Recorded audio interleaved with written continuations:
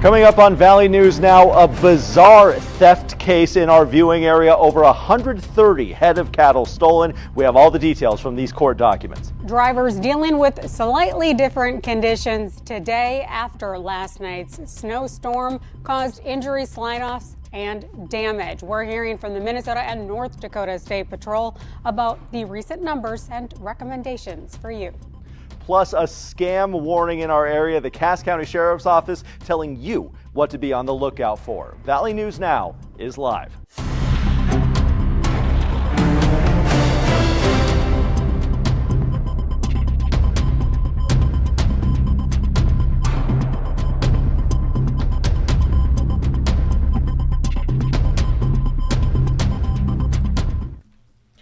All right, good afternoon, everybody. Welcome into your Valley News Now digital update. I'm Devin Fry, bringing you the latest that we've been working on in the Valley News Live newsroom all day ahead of our shows coming up here in just a little bit. Our evening slate of programming set to begin with Valley News Live at 4 as soon as Olympics coverage wraps up. Of course, I know for our viewers on NBC right now, it's figure skating, but after the figure skating, Duke Schindler will be on the desk for Valley News Live at 4, so be sure to stay tuned. We're going to start with what has been the hot topic for better or for worse over the past 48 hours. Weather. And, weather is always a hot topic in this area, as you all are well aware. Let's take a look at our sky cam right now. This is the Dakota Magic Casino sky cam. As you can see, still a little bit sloppy out there. There's always windy in that area, but the flag's moving especially well right now. And yeah, no, the obvious thing to point out is the super fun weather we've been having. Of course, yesterday it was the snow, that really wet, heavy snow. And now today it's back down to very cold temperatures. I was outside on our ice desk shooting our Olympic Zone program that's going to be airing at 6:30. A little bit chilly out there, especially if you're staying out there for an entire half-hour show. So be sure to tune in. Make sure that me and McKenna freezing out there was well worth it. Now, let's go ahead and get a little bit more into this weather programming that we have right now. Our First Alert Storm Team Chief Meteorologist joining us today. Russ Thomas joins us with the very latest on this weather forecast, when we can expect things to get back to what we had before this storm, and how long we can expect the sloppy conditions on these roadways to continue. Russ, go right ahead and take it away. Hello. On this Thursday afternoon, snow has just about wrapped up across the region. We're still seeing a few snowflakes flying around. I do think there is the potential for maybe one or two locations around the region to get as much as a half an inch of additional snow before the system fully exits by early tomorrow morning. Now, snow totals varied widely across the region. There were some spots that hit right on or even above the projected snowfall totals. Grand Forks, about 11 inches. Devil's Lake, 14 inches of snowfall reported. Langdon, a little on the lower side in comparison, about 6.5 inches. Roseau, only a couple right here. And Fargo at the station, we got right about 5.5 inches of snow. A couple of tenths of that have melted off, but what we had here at the station was about 5.8 inches of snowfall. The projection was a little closer to 3, so definitely went above that. Now, as we look ahead, what we're now seeing is these colder temperatures. Winds are pretty brisk out here this afternoon, and what we're going to find is for Friday into the weekend, even Monday, our temperatures below and even well below normal for this weekend. However, by next week, by Tuesday, we start to take a jump back up in temperature to above the average, so a little bit of bouncing around. But again, over the next several days, your Friday, your Saturday, Sunday, Monday, expect temperatures that are going to be colder than average for this time of year. Lows in the single digits, highs in the teens. But it is going to be dry. We're going to see partly clouded and mostly cloudy skies both Saturday and Sunday. So it'll be nice, it'll be dry to enjoy. We may be looking outside, because actually spending time outdoors again is going to be cold. And again, it looks like we're just about done with the snow across the region. It's kind of a pick your poison situation, isn't it? It's staying dry out there. It's not, snow's not coming down, but it's going to be below average temperatures, or you can have what we had yesterday, which was some average to above average temperatures and the snowstorm. You get to pick. Which one would you prefer? Let us know in the comments. I have the Facebook Live up. I'll be checking that in throughout the day. If you have any comments, feel free to let me know what you think about this weather system. Now let's get into some of the headlines that we have in the Valley News Live newsroom today. Just some of the things we've been working on. Obviously, we have a lot more content than this coming up, but these are some of the big ones through the day so far. A Colfax man This is an interesting case. A Colfax man is facing felony theft charges after two ranchers say more than 130 head of cattle vanished from his property. 43-year-old Daniel Wayne Doctor is charged with 2 counts of theft over $50,000 and also 2 counts of unlawful transport of livestock from the state.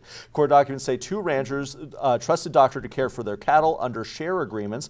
One rancher sent 93 cows and 3 bulls to Doctor's Richland County property in 2019. The other sent 40 cows in 2021, but investigators say that the cattle disappeared. When ranchers asked about their livestock, Doctor allegedly told them that the cattle were at a South Dakota feedlot that the court documents allege does not exist. Authorities executed a search warrant at Doctor's property in January and found 165 head of cattle, but none belonging to the 2 ranchers. The total losses are estimated at more than $650,000. Doctor has pleaded not guilty to those charges. He'll be back in court for this one. We will be staying tuned to that one for sure. A very interesting case there. Speaking of court dates here, a trial date has been set for a former Grand Rapids state senator accused of soliciting someone he thought was a minor for sex. We're going to pull up his mugshot here. Justin Eichhorn will head to trial on March 30th. He was one of 13 men arrested last March during a sting by Bloomington police. Eichhorn's attorneys wanted the federal case dismissed, arguing he was only charged because he was a lawmaker.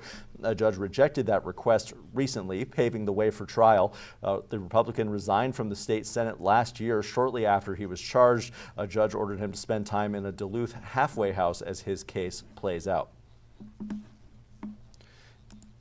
Moving closer to our area here, in our viewing area, as a matter of fact, the Cass County Sheriff's Office is warning residents about 3 active scams targeting people in the Fargo-Moorhead area. We're going to pull up some more information on this. Sheriff Jesse Johnner says his office has received multiple reports of fraudsters demanding immediate payment to resolve fake arrest warrants, post bond for incarcerated relatives, or enroll loved ones in alternative corrections programs. The scams share common red flags. Callers claim to be deputies, create urgency around arrest warrants or jail matters, and demand payment through gift cards, cryptocurrency, wire transfers, or digital payment apps. Authorities emphasize the sheriff's office never requests such payments over the phone. If you receive a suspicious call, hang up immediately. Do not send money, and especially do not buy gift cards. You can verify by calling the Red River Regional Dispatch at 701-451-7660 or contact the Cass County Jail directly.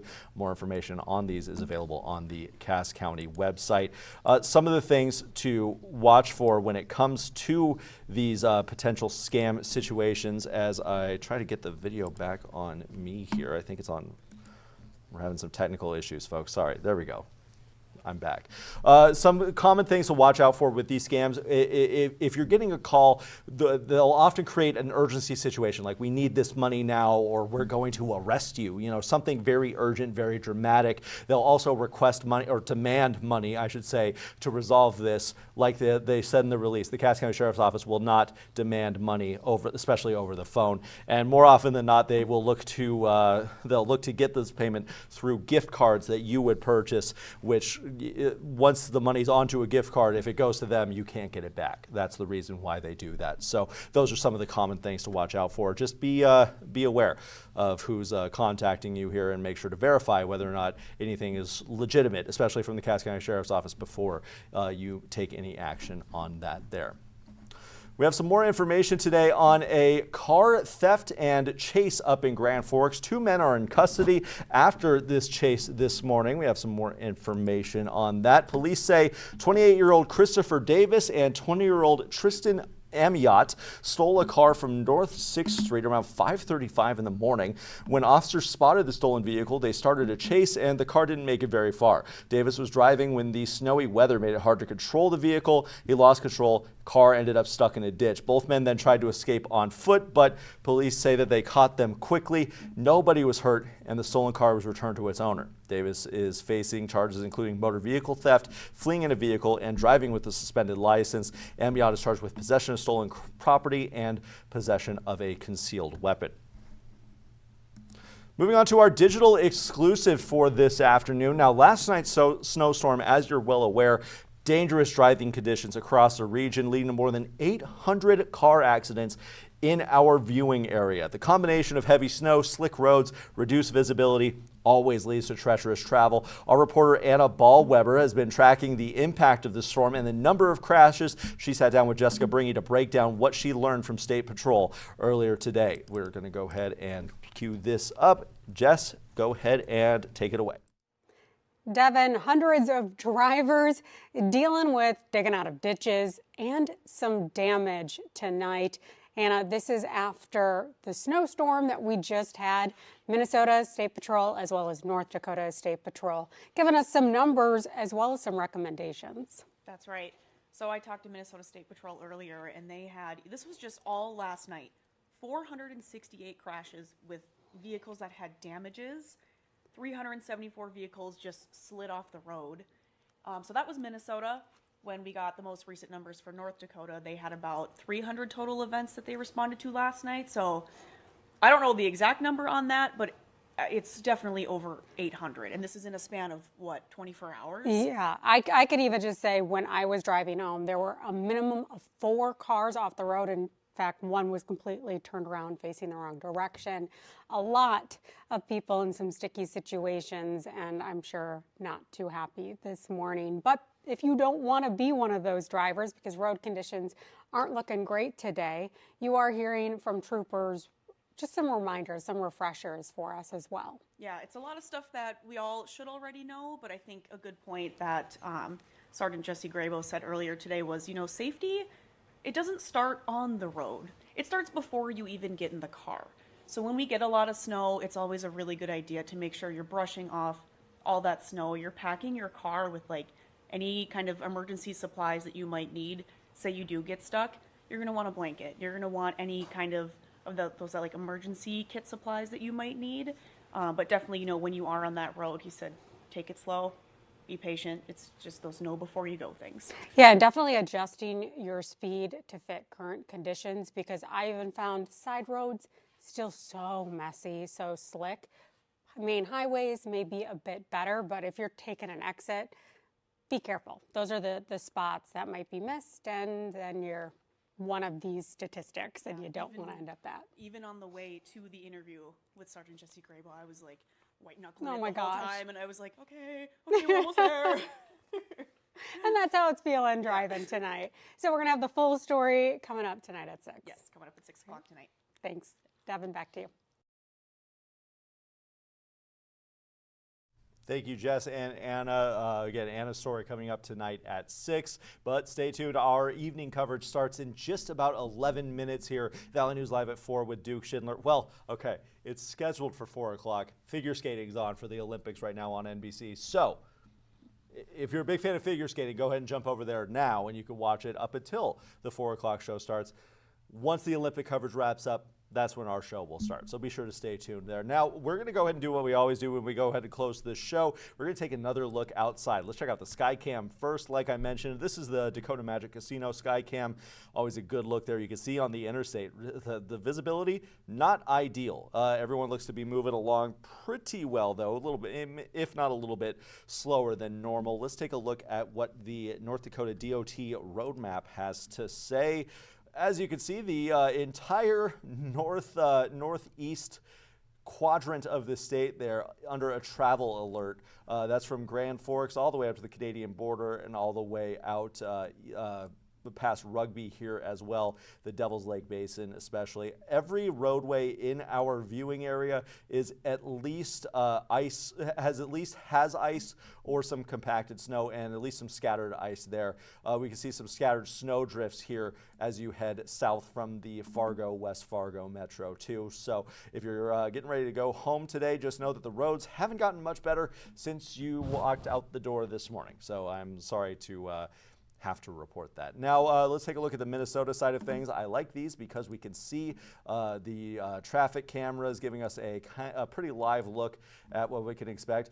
The interstate's not looking bad. Of course, the cameras get a little that are exposed to this weather taking the brunt of it, but overall the roadways, not looking terrible. Now, the biggest key to all of this is to just give yourself a little bit of extra time wherever you need to go. I know yesterday when I left for the day, I had to avoid the interstate entirely. That wasn't because I was worried about the roads, but it was just backed up so far. So just make sure to give yourself plenty of time so you can adjust your route and find a safe way home. We want you home safe. We want everybody to be safe in our area and beyond. We just want everyone to be safe at all times. Anyway, stay tuned. Valley News Live at 4, supposed to start in 9 minutes, but will definitely resume its coverage once the Olympics are over. For now, before our primetime coverage of the Olympics coming up tonight after the Olympic zone. So be sure to stay tuned. But for now, for your Valley News Live digital update, I'm Devin Fry.